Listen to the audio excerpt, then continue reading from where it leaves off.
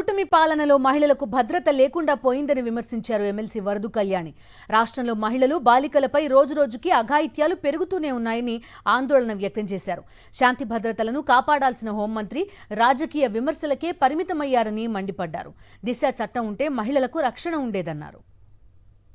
ముఖ్యంగా మైనర్ బాలికల మీద అఘాయిత్యాలు ఈ విధంగా వినాల్సిన దురదృష్టకరమైన పరిస్థితి ఈ కూటమి ప్రభుత్వం అధికారంలోకి వచ్చాక ఈ ఆంధ్రప్రదేశ్ రాష్ట్రంలో నెలకొని ఉంది. ఒక మహిళా హోమ్ మినిస్టర్గా ఉన్న రాష్ట్రంలో 3 పార్టీలు కలిపి పరిపాలిస్తూ ఉన్న ఈ రాష్ట్రంలో ఇలాంటి సంఘటనలు రోజు వినాల్సి రావడం చాలా దురదృష్టకరం.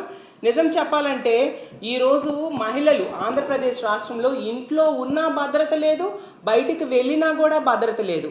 ఇలాంటి అఘాయిత్యాలు కొనసాగుతూనే ఉన్నాయి. ఇలాంటి దుర్మార్గకరమైన సంఘటనలకి అడ్డు అదుపు లేకుండా పోతూ ఉంది. ప్రభుత్వం ఇలాంటి దుర్మార్గులు దొండగల్ని ఎటువంటి శిక్షలు వేయట్లేదు, వాళ్ళ మీద ఎటువంటి చర్యలు తీసుకోవడం లేదు. ప్రభుత్వం కనీసం స్పందించలేకపోవడం వలన ఇలాంటి దుర్మార్గులకి అడ్డు అదుపు లేకుండా రోజు ఏదో ఒక సంఘటన చేస్తూ ఉండే పరిస్థితి. ఈ రాష్ట్రంలో రోజుకి ఇంచుమించు 50-60 సంఘటనలు మహిళల మీద దాడులు కానీ, అత్యాచారాలు కానీ, అఘాయిత్యాలు కానీ జరుగుతున్నాయి. గంటకు 2-3 సంఘటనలు మహిళల మీద జరిగే పరిస్థితి ఈ రాష్ట్రంలో నెలకొని ఉంది.